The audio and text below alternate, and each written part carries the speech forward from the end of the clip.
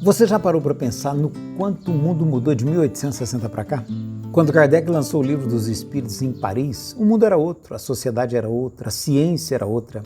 A França era um dos principais centros culturais da Europa do século XIX, onde floresceram o Iluminismo, a Revolução Industrial, e ela disputava o controle do mundo no movimento de colonização, explorando as riquezas da África e das Américas sem o mínimo respeito por quem vivia nesses locais, inclusive escravizando os seres humanos. Essa visão colonialista e supremacista, ela está presente em toda a literatura daquela época.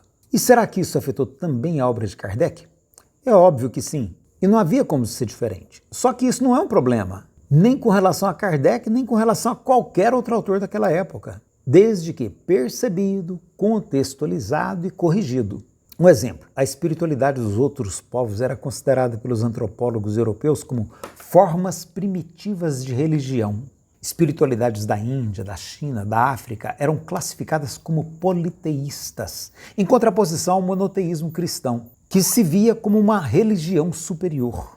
A visão evolucionista de sociedade alimentava a crença, infundada por sinal, de que as religiões também evoluíam de formas primitivas para formas mais civilizadas. Ao propor a união da ciência e da religião, Kardec entendeu estar criando uma forma especial de religiosidade, que se espalharia pelo mundo inteiro. Daí a crítica ao politeísmo, ao panteísmo de Spinoza, que são apenas formas diferentes de se ver o mundo. Para Kardec, crença estava associada à moral. Mas será que alguém é melhor ou pior por compreender o mundo dessa ou daquela maneira? Fazer hoje uma leitura sacralizada dos seus textos, sem a devida contextualização, é alimentar ideias preconceituosas, ainda que veladas, contra manifestações religiosas diferentes da nossa.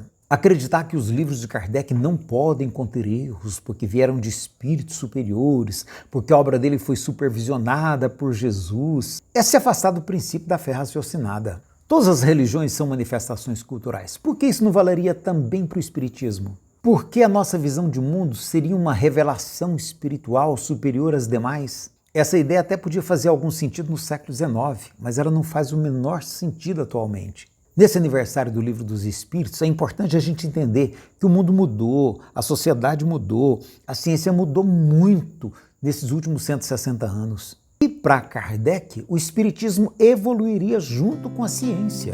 Então, por que há quem insista ainda hoje em manter o espiritismo congelado na visão de mundo da Europa de 1860?